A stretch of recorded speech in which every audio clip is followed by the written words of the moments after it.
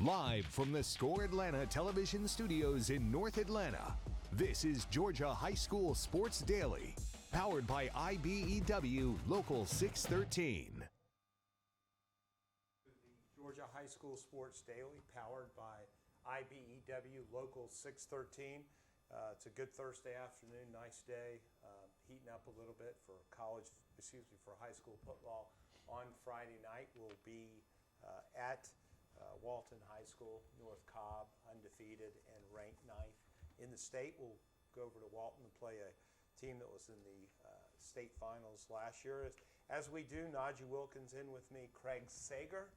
We are here at our Score Atlanta studios in Roswell, our new studios. And as usual, we go to the fast break headlines to start off with. Got a cheerleading note to start off the first one.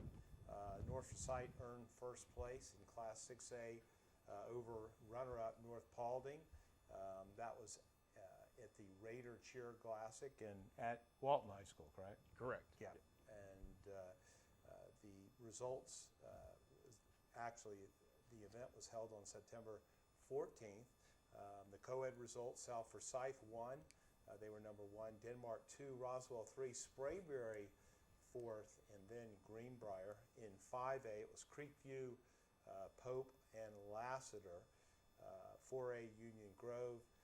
Class 2A was North Cobb Christian and Therrell. We do a lot of cheerleading coverage. We cover the state championships in Columbus every year, which are a very exciting event. We'll have more on cheerleading, but I'm going to turn it over to Craig for the second headline. Absolutely, and that was the first event for North Forsyth, so that's a big way to start their season. And then Walton, the defending champs, didn't even place, so they got some work to do. But headline 2, we're going to talk about 2 county championships in cross country. The first in Cobb County. The Pope girls and Whitfield Academy boys claimed the Cobb County cross country titles over the weekend. The Pope girls ended Marietta's 4-year reign as champion. Marietta has been very talented at this event, and the reason is Mary Naismith. She did end up winning the individual once again with her blazing time. And then on the boys' side, Hillgrove's Joseph Brooks. But the Pope girls, they had the depth to overcome Marietta, and they had 5 runners in the top 10 and scored 30 points to edge Marietta's 38. And then we'll go to headline 3 next. This is Dunwoody. They sweeped the Week 5 varsity cross country meet. Dunwoody made it a clean sweep. Boys and girls both won Tuesday at Druid Hills Middle School course, taking the boys and girls title. The sweep at Dunwoody was the second consecutive by the Wildcats at the Druid Hills course, having won both races in Week 3. All right, headline 4, Brookwood tops North Gwinnett to strengthen first place hold. They got an 8-5 victory over North Gwinnett. Broncos are winners of 8 straight. They're 17-2 overall and 10-0 in region play. North falls to 12-9 overall and 8-2. A trio of Brookwood players had 3 hits each, including Lori Sullivan, who was 3 for 4, and also a home run, 2 RBIs, 3 runs, and 3 stolen bases. Karen Leal went 3 for 3 with 2 doubles and an RBI, with Madeline Tingle, who was 3 for 4 with a double and a run. So congrats to Brookwood on another big-time win to strengthen their first-place hold. At number 5, we had him featured on Patriot Sports Network, and that is Jordan Allen. He was named one of the fastest players in high school football by Titan Sports this past week, totaling out at a time of 22.75 miles per hour in the game. That's the 3rd fastest in the country. He's only behind Caden McGath of Pierce County, Jalen Hawkins of Liberty Christian, Texas. Allen also caught a pivotal touchdown pass late in the game against Douglas County that helped put the game out of reach, where he outran the defense, dragging his foot, and he also was also named Offensive Player of the Game by our staff there at the game. That is fast. Imagine a treadmill going 22 miles per hour. Yeah, it's super fast. So, guys, I am taking a look at something, just doing a little research here. I wanted to point something out in a second. But, all right, so we're going to go to the Georgia High School Football Daily, and, of course, they come out every morning, do a great job. Todd Holcomb, Chip Say, Ted Langford. You can sign up for that by going to their website, the Georgia High School Football Daily. We'll also put up a QR code later where you can, because it doesn't cost anything, and there it is right there. So we've got our Appalachia football practicing again. they're practicing actually at 6:30 every morning, guys. No pads. The message now is just about being around your teammates and healing together, running routes and talking football. Coach Mike Hancock said, we've still got kids and coaches grieving. That's how we heal. We heal together. Appalachia will not play this week, and of course that's the school where there was the shooting, the horrible shooting a couple of weeks ago.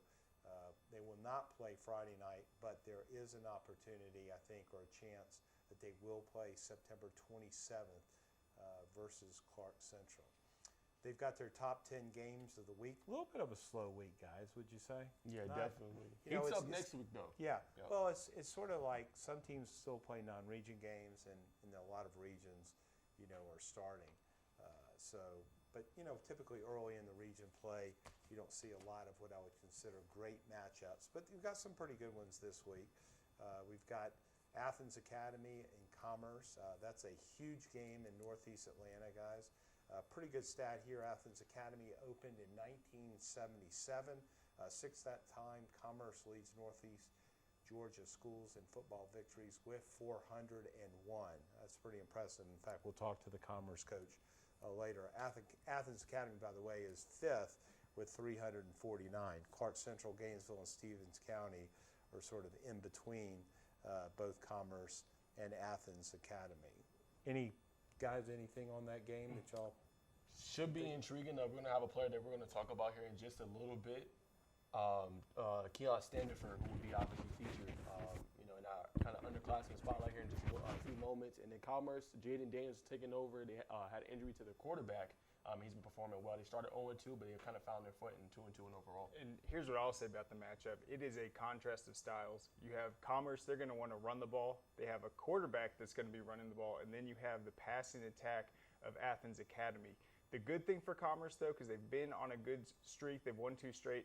They played Wesleyan in their season opener. They lost that one. It's going to be a similar type of offense where Wesleyan is very successful with Ben Brown at quarterback passing the ball. So they have seen that. It didn't really work out last time, but they'll be able to control it more offensively with Jaden in at the quarterback. So I think Commerce goes into this matchup. They have to be feeling good with the progress they've made this season. All right, we also had Douglas and Cedar Grove. Douglas 2-2 right now. We did get a chance to see them at Corky. Cedar Grove's really struggling, 0-3. Of course, they played at Corky. Douglas County handled them pretty well. They are the reigning 3A champions.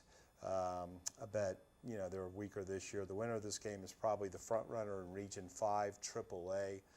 Douglas, by the way, hasn't won a region title in 20 years, guys, but Douglas is not a bad football team. No, we've seen them week 1 against LaGrange. Obviously, they're coming out party of Casey Barner. And obviously, they have Jonte Gilbert, who's committed to Georgia. So they got some pretty good players and athletes on their football field. Yeah, the key is that Douglas secondary. They are so good at making teams one-dimensional. And so if Cedar Grove, if they can't find the passing game, they're going to have a long day. Douglas is so good at forcing turnovers. They're completely dangerous on the third down situations. And so I think that's just the strength of that team. Cedar Grove has to find a way to be balanced offensively. And then we've got Seckinger. I always have a hard time pronouncing that. Roswell's probably going to kill them. Who wrote this? That's what you would think. I don't know. Coach Berner wrote it. Yeah, anyway, but it's still an interesting game because Seckinger is showing that it might be a program on the rise with a 4-0 start. They were 3-7 last year against non-region schedule, but returned 21 of 22 starters. Not all Gwinnett schools that are new have success. Don't want to name names. That's pretty good. That is an but anyway, interesting but I mean, could matchup, this though. be a decent game, guys? Yes, I think we shouldn't sleep on. I know Roswell has a pretty good quarterback who was featured all across the state this past week, Trey Smith. But I definitely think that when you look at Seckinger, this is a team that comes in, they're disciplined, they have a good coach in Tony Lottie, and they can bring back all their starters. So if you're Roswell, don't sleep on this matchup. It could be really good. Yeah, and they're going to want to look good because obviously Roswell, they're going to have Milton in their region coming up in a few weeks. So they want to handle business against Seckinger, but it has obviously been a historic start for them. They took a week off out of respect for Appalachia and their ties to that community. So they're going to be ready to be back. But, man, the big playability of Roswell is going to be really tough for this team. And then they also, the Sports Daily had a good interview with Todd Robinson. I know you guys are familiar with him. Was he on our watch list this week? Yes, Yeah, he was. Yeah, Yeah, he's he a baller, was. 20 for 27. Yeah, and I'll tell you what, it sounds like his passing has really improved. Yes, it has. He's been taking those kind of steps forward. He mentioned it obviously in the daily, but I think I watched a little bit of the game. Obviously, they were playing South Gwinnett, and how he was reading the field was really good. He wasn't doing too much. He was going through his reads, making pinpoint throws, and then showing the athletic ability too. So what position is he going to play at Georgia? Likely DB is what he's going to play. They have a very crowded running back room right now, but definitely DB, and they kind of need that kind of going forward. Yeah, so that'll be interesting. All right, the Hall of Fame spotlight was Tommy Hart from Ballard Hudson High School. Look at that. He was actually a 14-year veteran and all-pro defensive end as a player and 3-time Super Bowl champion as an assistant coach in high school at Macon's Ballard Hudson. Of course, Ballard Hudson back then was a GIA school. That was the All-African American Conference that was in effect from like the late 40s until the late 60s. But he was a 3-year starter and team MVP as a senior in 1963. Back then, for blacks, there was really no SEC opportunities. So he became a 3-time All-Conference player at Atlanta's Morris Brown College and also earned 3 letters as a lanky 6'4" track and field sprinter and shot putter. Guys, and you can jump on here. We've got the event coming up in October. You can buy your tickets by scanning that QR code. But he was, just a long-time head coach. He's been around for a long time. Very, very well respected. All right, trivia question yesterday. 21 Georgia counties have exactly 2 GHSA football teams, and 2 of them, both teams are undefeated. Which are they? I know, Najeh, you got that right. We've got Lowndes County down South Georgia, both Lowndes and Valdosta, and then Chattooga, both Treon and Chattooga are undefeated. And then we've got the Thursday's question. Colquitt County's streak of wins in the top 10 ended this week at 112. Only 2 schools have had longer ranking streaks in the highest classification. Which are they? And one hint was primarily it happened in the 1980s. Pretty easy, but we'll have the answer tomorrow. Can you? I might say Valdosta. I could be wrong. I'm not a big historian, but maybe like Park Central would be a tougher one, but Valdosta, I'll go with them. Yeah. And not sure about the 60s. All right, coming up, we've got our Underclassmen Spotlight, and you are watching the Georgia High School Sports Daily. The Georgia Sheet Metal JETC equips apprentices with the knowledge and skills required to start a rewarding career in the sheet metal industry with programs in HVAC, industrial welding, and testing, adjusting, and balancing. Training is 100% free and allows apprentices to earn as they learn. Journeymen graduate with no student debt and have the potential to earn more than most college graduates. Visit our website to learn more about this opportunity at careersinsheetmetal.com. This makes my dad proud. He went through his whole career as an employee. Now I'm the employer, something he didn't achieve. We are signatory to IBEW and do IBEW people wherever we go that we feel like they are faster and better than any of our competition. The advantages of being a signatory contractor is you're trained employees. You have unlimited manpower. It allows me to bid on jobs that I ordinarily would not go after. Man, you know how to do this? Man, I don't even know. I was flipping burgers last week. Violation, unsportsmanlike conduct, impersonating a craftsman. Skilled trade unions are well-trained career pros, not part-timers. Construction is a rewarding and lucrative career with the advancement potential, but you have to do it the right way with the right training. Learn how you can be a pro.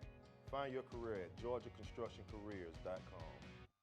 Great teams are committed, focused on the details, and work hard to be their best. From practice to games, right down to their gear. Your field is a critical part of the game that allows your athletes to showcase their athletic abilities. Sports Turf is committed to bringing your team innovative sports surfaces with unparalleled performance. You bring the vision. Our team brings it to life. Georgia High School Sports Daily is brought to you by the International Brotherhood of Electrical Workers, Local 613. Electrify your career. Welcome back to Georgia High School Sports Daily, powered by IBEW Local 613. I'm Najeh Wilkins along with Craig Sager and also IJ Rosenberg. So we're going to go ahead and get into our underrated spotlight, starting with Xavier Brinson. He is from Arabia Mountain High School, star freshman, 276 yards and 4 touchdowns so far this season. He leads all freshman tight ends in receiving yards right now in the country. He also has offers right now from Georgia State, Maryland, Tennessee, and Georgia Tech. If you guys don't remember, Arabia Mountain had one of their best seasons last year, making the playoffs, winning, I believe, over 8+ games, and he's been tearing it up for them so far, being a dependable weapon on the offensive side of the ball. Certainly, and I like this segment because with Mr. Georgia, that's seniors only. We do highlight some underclassmen in our underrated and overlooked, but this is the underclassmen right now. They're performing the best. We've got a sophomore next, Brian Duncan from Cairo. He leads all sophomores in the nation in rushing yards. Through 4 games, 754 yards, 11 touchdowns, and then the speed. He ran a 10.94 in the 100 meters as a freshman last year, so he'll be competing for the syrup makers in track and field, and he's off to a great start. You love to see the speed early in their careers because they're obviously going to develop physically and add that strength as they go through high school. Oh, yeah, we'll go to number 3, another tight end from Oconee County, Mason Hall, another sophomore through 5 games, 362 yards and 5 touchdowns, and he leads all sophomore tight ends in the nation in receiving yards with those 362. All right, and next is going to be Emerson Lewis of Calvary Day. He's been balling out so far. 11 tackles, 2 pass deflections, and 4 interceptions so far this season. He has 9 D1 offers from Auburn, West Virginia, and Georgia Tech. He's been doing his thing for Calvary Day, another pretty good program out in the Savannah area, and he's going to be one to watch. I throw it to Craig for the last one. Last one is Keon Standifer, sophomore from Athens Academy. Through 4 games, he's got 10 touchdowns, 619 yards. He leads all sophomores in the nation in receiving yards. He played in our 2023 Georgia Elite Classic, had a great performance in that game as well. And I think not only one of the best sophomore receivers, he's one of the best in the state, and he is a pure receiver. He can take the top off. He runs great routes, and the numbers he's putting up are significant. He's a main reason why Athens Academy is ranked number 4 in the A through 3A. Real quick before we bring IJ in, I do also want to highlight 2 more underclassmen, and that is going to be obviously Andrew Beard of Prince Avenue Christian, 344 all-purpose yards, and he had 5 touchdowns in their win against Johns Creek, 55-7. And last but not least, the number 1 player in the country, according to On3 Sports, and that's LaDamian Guyton of Savannah Christian. We're going to have him featured on Peachtree Sports Network coming up next week. He had 29 tackles, and he has 3 sacks and 7.5 tackles for loss. I want to bring IJ in. And, you know, you look at the Savannah Christian kid, I mean, he is just, just watching him on film, especially with the fact he's playing a lower classification, makes a big difference. It is. I mean, it was sort of watching players like Herschel Walker. I mean, one of the great stories about Herschel Walker is he didn't practice. He didn't practice. He didn't practice simply because he couldn't, because they couldn't tackle him. So, he ran for 50,000 yards down at Johnson County and won a state championship, but they couldn't tackle him because he was playing at, I think back then was actually a Class B school. Yeah. They were called Class now, B. You've been watching a lot of football, and I want to ask you your thoughts. Who is the best underclassman you've ever seen in your career following the sport for over 30+ years? I think the best, Travis Hunter has to be one that's at the top of the list. I mean, he was just look what he's doing in college football right now. He's playing both ways. He's one of the very few players. He's probably, him and Jalen Milroe are probably maybe the 2 top athletes in the nation as far as college football is concerned. The name's skipping my mind. The Marietta tight end, Eric Gilbert. Yeah. And a sad story. I don't even know if that story's even been updated. But when he was at Marietta, he was just impossible to stop. He was they called him a tight end. He really was a big H-back. And really almost a slot, he could play any position.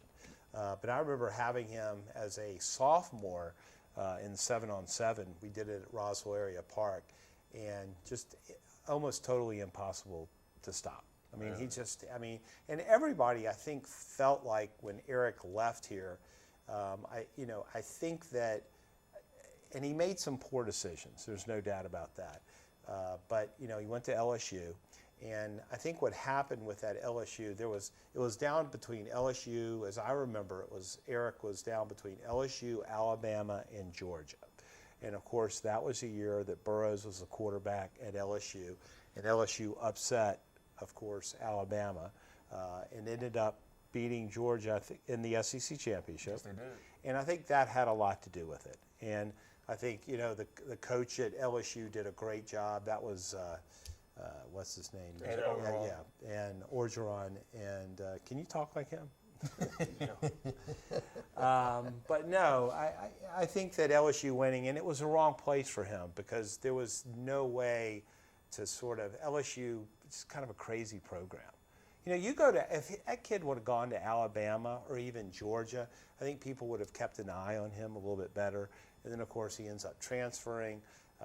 It was a disaster at the University of Georgia. But I would say Travis Hunter, Eric Gilbert, two best. How about you, Craig? Yeah, well, Eric Gilbert, when he was a sophomore, he was so dominant. I remember Rusty actually extended the All-American invitation to Jersey, yeah, right at our event because it was so obvious that he was going to be one of the best. And that's when you knew the junior year was when that's like the hottest time to recruit. So after his big sophomore season, he got the All-American. I just think with LSU, that was, let's be honest, that was one of the worst hangover seasons we've ever seen in college football. So it made sense. You're the best player. You're the best athlete.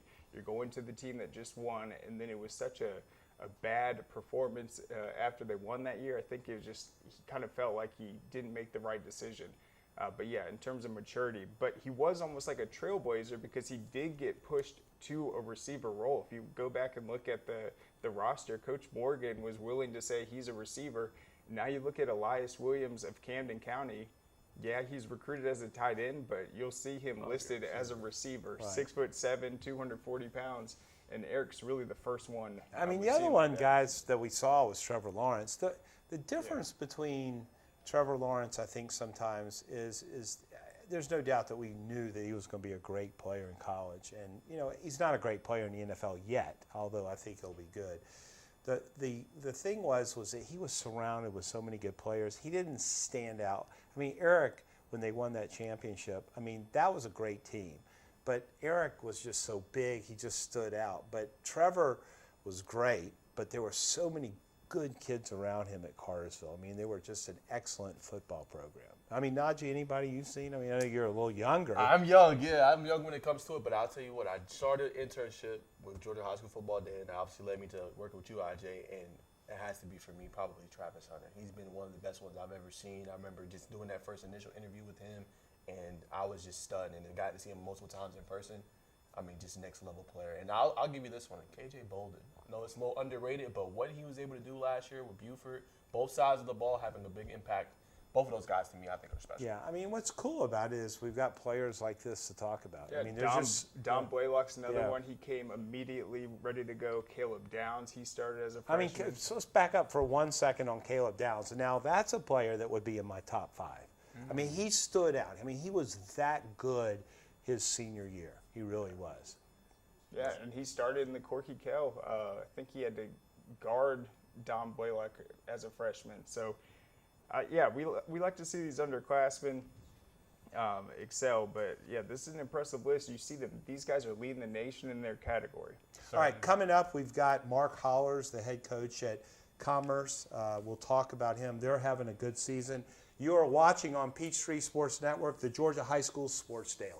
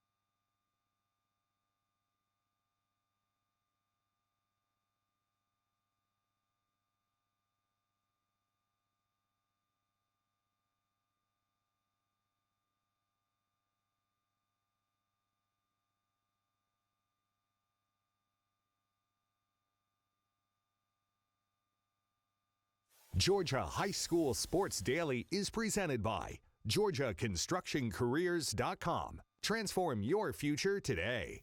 And by Smart Local 85. Sheet metal is a smart move. All right, welcome back to the Georgia High School Sports Daily, powered by IBW Local 613. Before we were working on getting the Commerce coach to join us, before we talk about that, a couple of the games I wanted to mention to you guys. Blessed Trinity at Hebron Christian. That game will be up in Decula. BT's 3-1 and number 4 in Class 4A. And Hebron Christian is actually 4-0 and ranked 2 in 3A through A private. That's the special private school classification. This will be actually BT's 3rd consecutive highly ranked opponent. All right, we have the coach. We have Mark Hollers. All right, let's try to get Coach. We've got Mark Hollers, the head football coach at Commerce. You with us? Yes, sir. Hey, Coach. How you doing? I'm doing great. I appreciate you having me here. I got stuck in the car. Glad we can connect. Yeah. So real quickly, opened up the season. Tough loss to Wesleyan, then lost by 1 point to East Jackson. But you've come back the next 2 weeks, Luella and Madison County, with good wins. Got a big game with Athens Academy Friday night. Talk a little bit about your season so far, Coach. Yeah, we've got a good group coming back from last year, and early in the year we were missing a couple guys, and I think more importantly, we hadn't established our identity yet.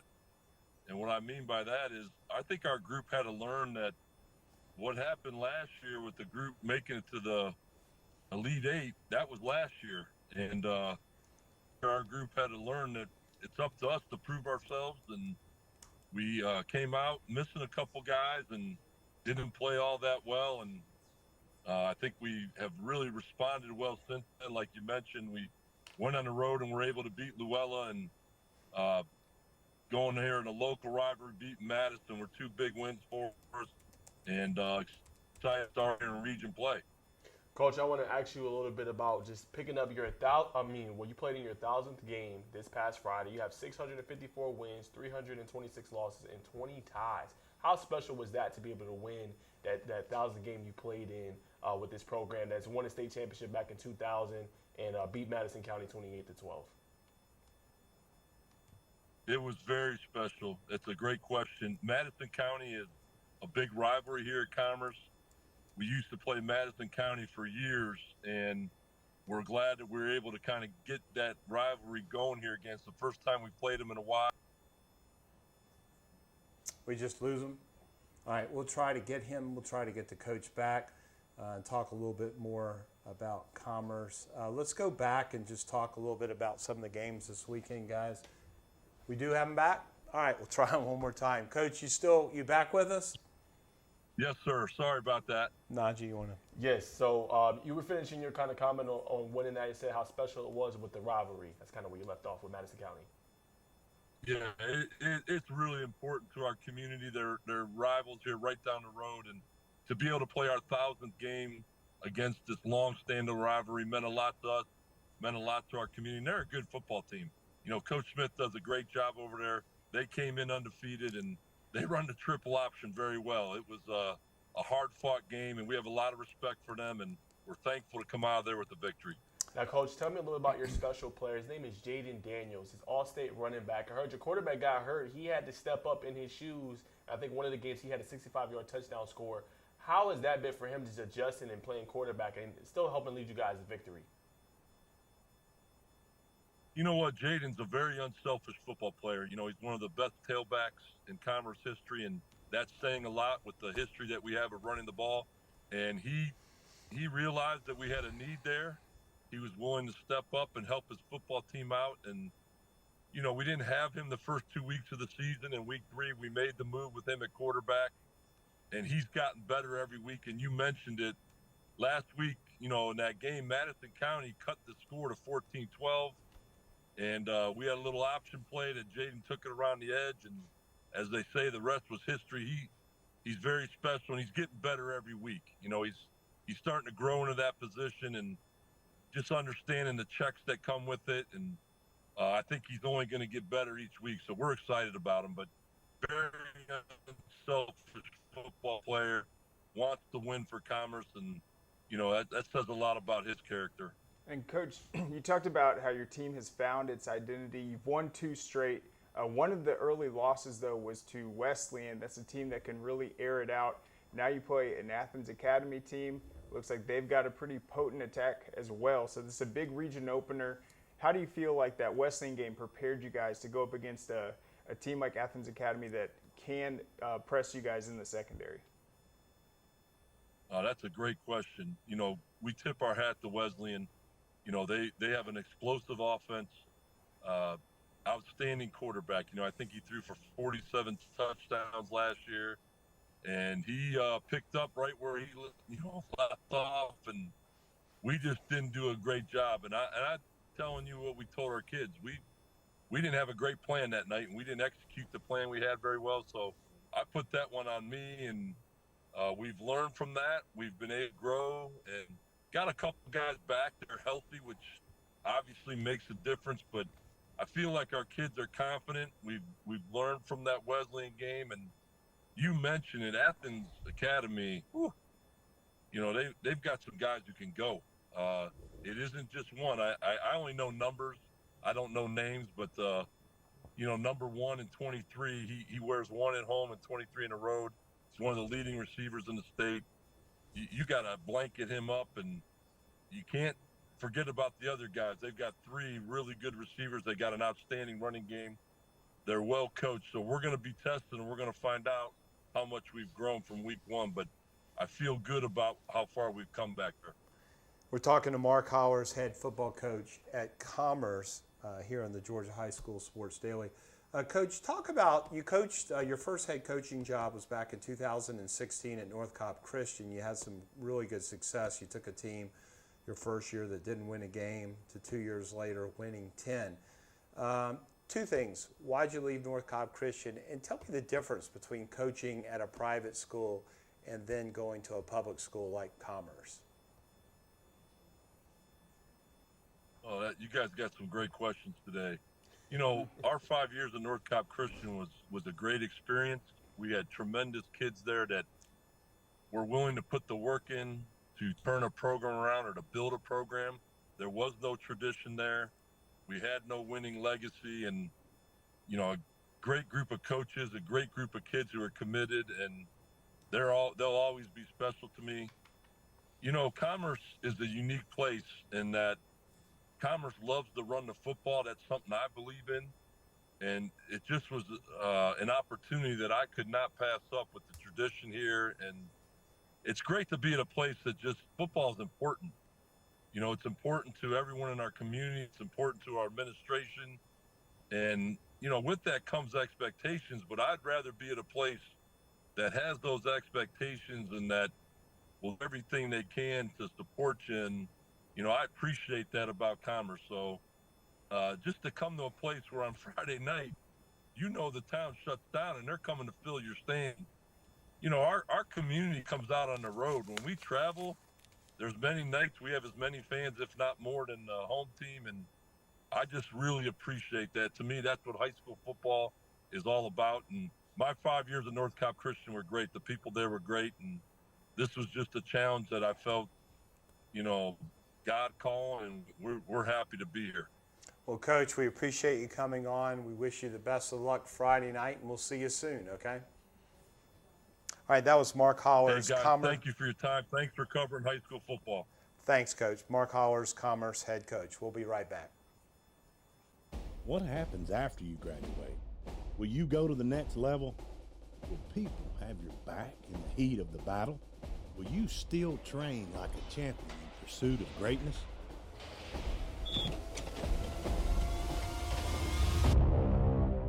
You will when you become an IBEW electrician. Join our team. Visit IBEW613.org. The Mechanical Trades Institute is an opportunity towards personal financial freedom through hands-on and rewarding work. Our school is completely free and gives apprentices the knowledge and skills required to gain access to a lifelong career path. Apprentices learn pipe fitting, plumbing, mechanical service, and welding. They earn money as they learn and graduate with no student debt. Start a career with the Mechanical Trades Institute and change your financial future.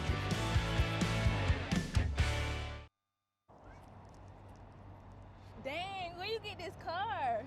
You need to join the union. The union? Absolutely. You can get 10 of these. Union construction workers earn the highest wages with the best benefits and the most protection in the construction industry. Find your career in construction. Go to GeorgiaConstructionCareers.com and start your future today.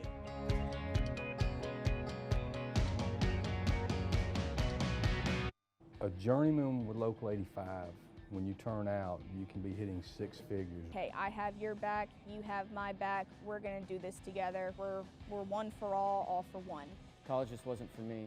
Let's look into actual career jobs that wouldn't take college, where I wouldn't, lose money and all that. Instead of losing a lot more money at the end, why not make money and make more money at the end?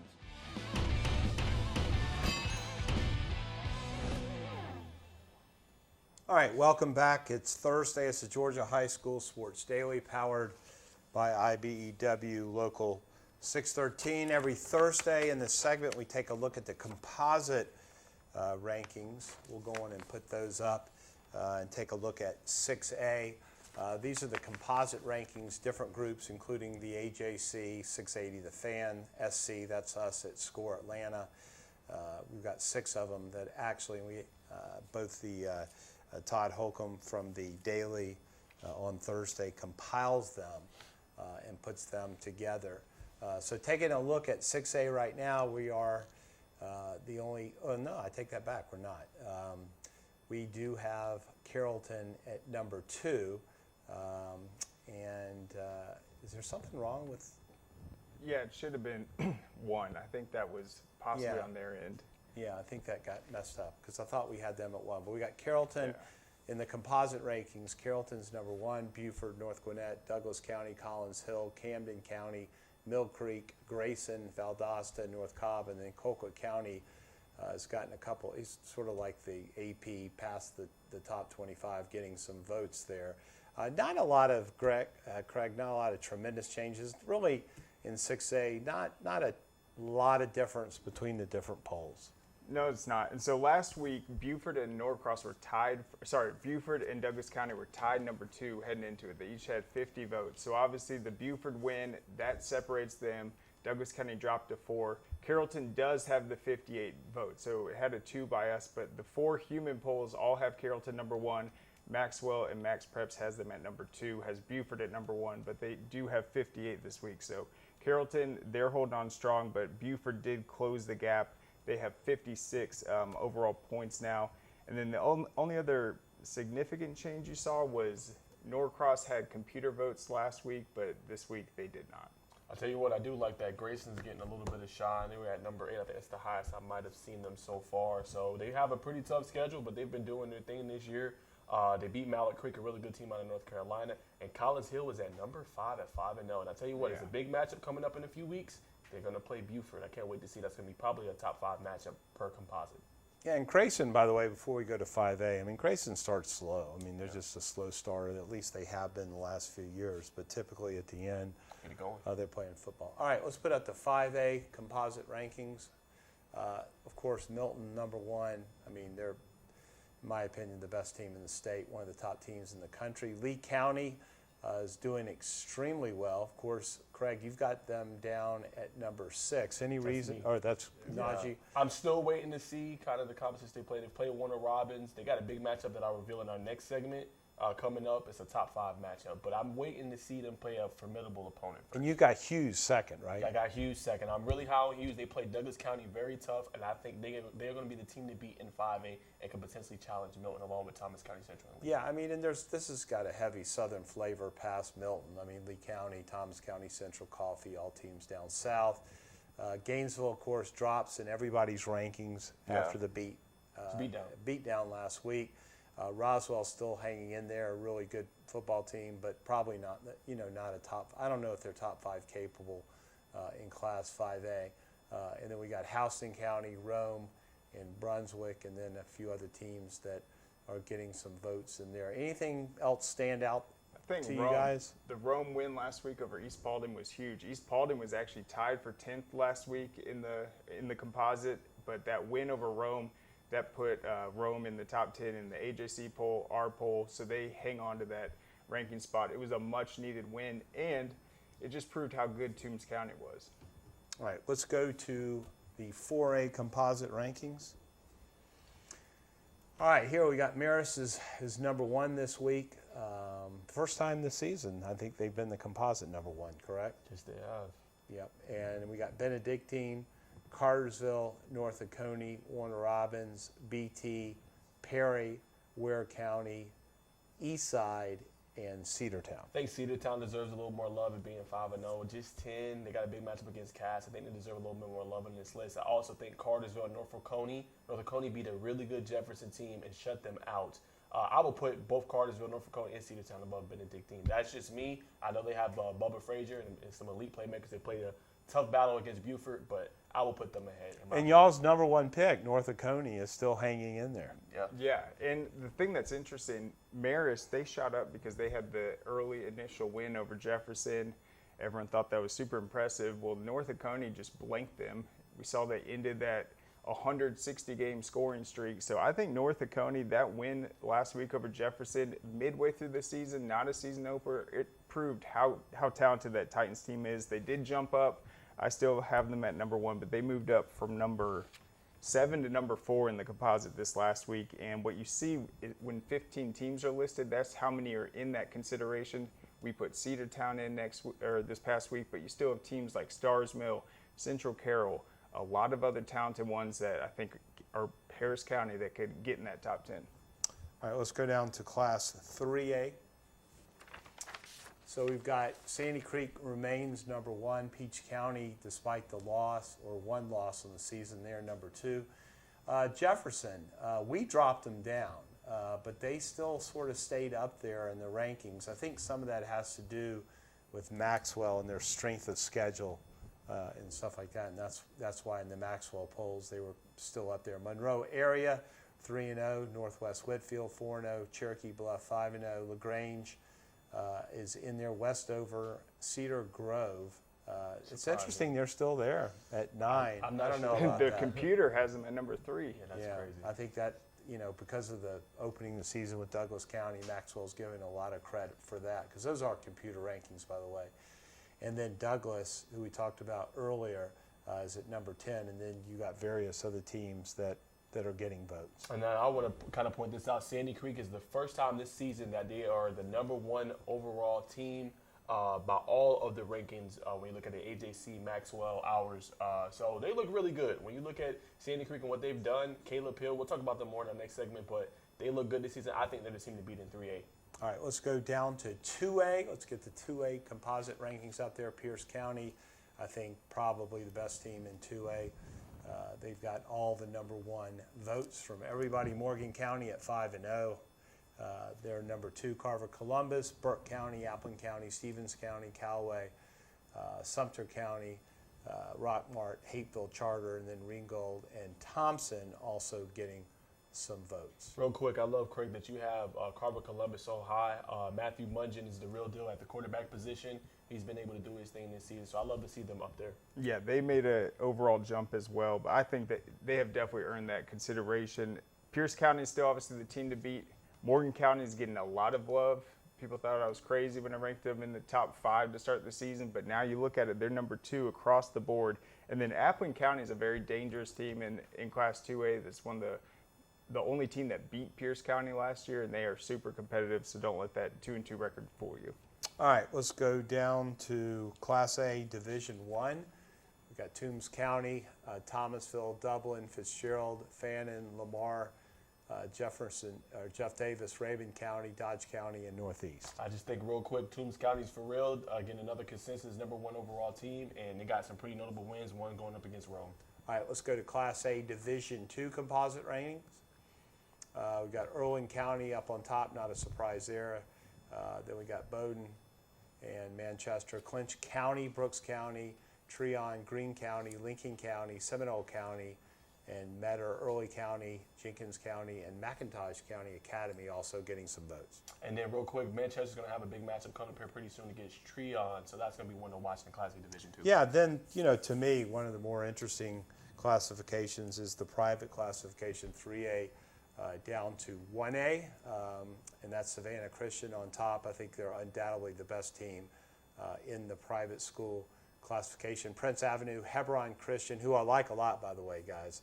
And I think that game with BT is going to be a great football game. I wouldn't be surprised if BT beat them. Athens Academy, Calvary Day, Lovett, Fellowship Christian, North Cobb Christian, Wesleyan, Aquinas. I love too, and Craig, how real quick in your ratings and your standings that you have Prince Ave pretty high in this. You didn't penalize them for the 2 early losses to pretty good opponents. Absolutely. Right. I'm sorry. Coming up, we've got our South Georgia report, which we do every week in the last segment on Thursday. You're watching the Georgia High School Football Sports Daily.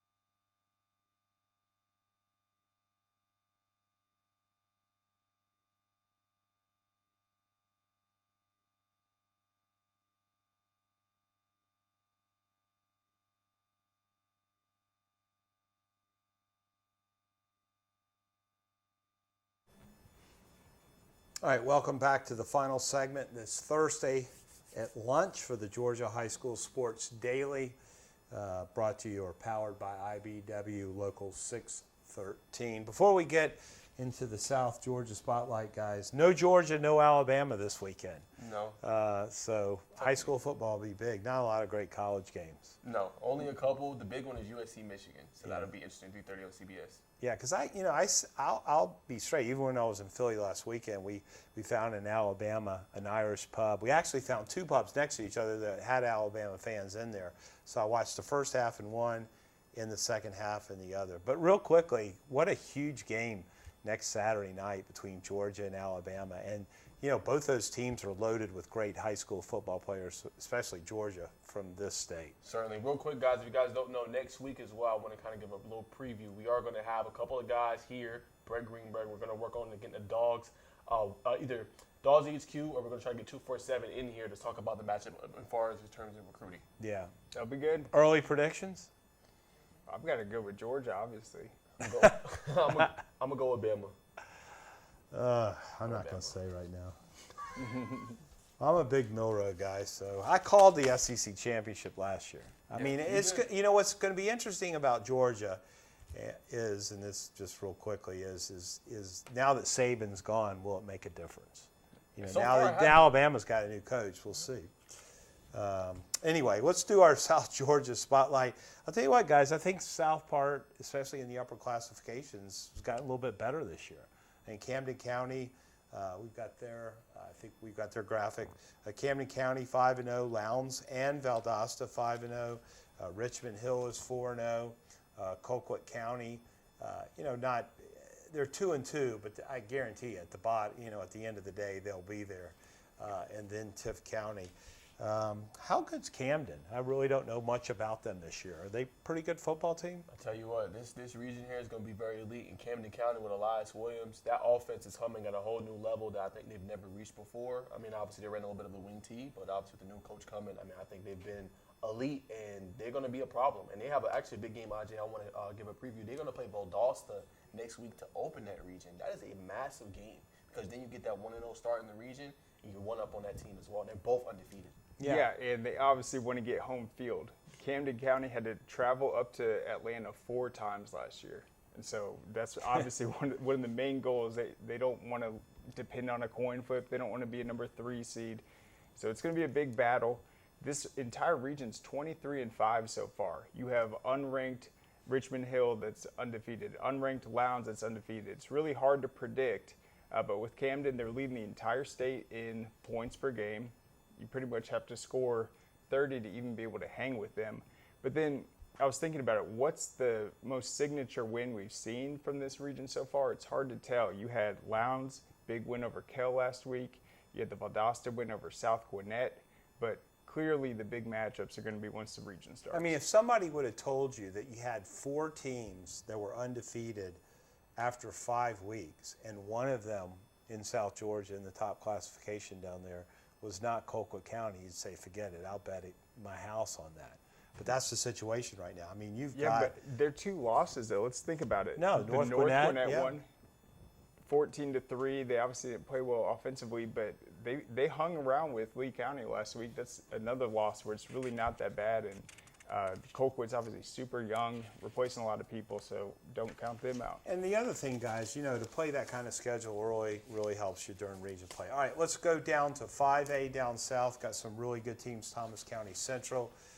Coffee's undefeated at 4-0. Like we said, Lee County, who is ranked very high in the polls in 5A, they're 4-0. Houston County, you can't leave them out at 4-1 with that great quarterback there. Also continue to be ranked. Then you got Northside, Warner Robins at 2-2, and Veterans at 0-4. But great starts for really 4 of those teams. All right, Najeh, you asked me as well, why was Lee County so low? This is the matchup I am waiting for. Lee County is going to open up. They're going to play Thomas County Central next week. That is the game I want to see. Thomas County Central won state champions last year with head coach Rogers. I want to see what they're able to do in that matchup going against TC. Well, it's interesting. We did the semifinals game with Marist and Thomas County Central last year. And just after watching that game and the opportunities Marist had to really, and I thought coaching really hurt Marist in that game, I didn't think Thomas County Central would win it, but they really surprised me in the state.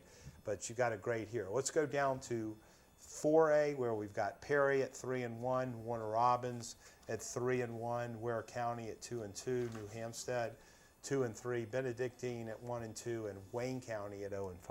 Yeah, Warner Robins, that was the big win when they had it over Houston County. That put them to me in that conversation. That they can compete with Perry, they can compete with Benedictine. I still think it's a toss-up in terms of who's going to win that region, but four ranked teams in the class in that particular region within 4A, I think that is common sense, well-deserved, all those programs. And let's go down to 3A, where Sandy Creek is 4-0. Sandy Creek's really not a South Georgia team, but I know they're in the region down there. Then you've got Whitewater 1-2, LaGrange 3-2. LaGrange, pretty good football team. Mary Person's always competitive. Spalding, Troop, Upson, Lee. I think the emergence of Caleb Hill for Sandy Creek, high football IQ and his decision making. There's some things their coaches are saying out there at Sandy Creek and Fayetteville, and I really think that they are going to be the team to beat. And I think for the most part, unless something catastrophic happens, they should come out top in this region. All right, that is our South Georgia spotlight. We'll talk about a few other things. I'll tell you a fun game this week is going to be Mays and Creekside and Northside at Peachtree. Norcross at Peachtree Ridge. Those Creekside looking for their first win. Yeah, and Creekside looking for their first game. And of course, we've got at Walton. We'll have undefeated North Cobb going over there. That game's going to start at 8 p.m. We'll kick off in about 8:07, but should be a really, really good football game. Make sure to look on PSN, and you can find where Peachtree Sports Network is by going to scoreatl.com. Well, Craig Sager, I want to thank you. Najeh Wilkins will be back for our last show tomorrow. Have a good Thursday. Basic combat training is a 10-week experience that will challenge you both physically and mentally. Each phase of your training will introduce you to new soldier skills, building and advancing them along the way. You and your fellow soldiers will work as a team to accomplish each mission, overcome each obstacle, and earn the right to wear the black beret of an Army National Guard soldier.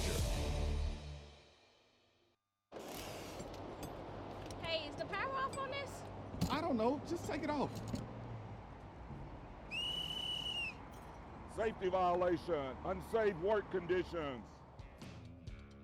In the construction trades unions, safety is our highest priority, and we train you to recognize and speak out on unsafe working conditions so that everyone arrives and goes home safely.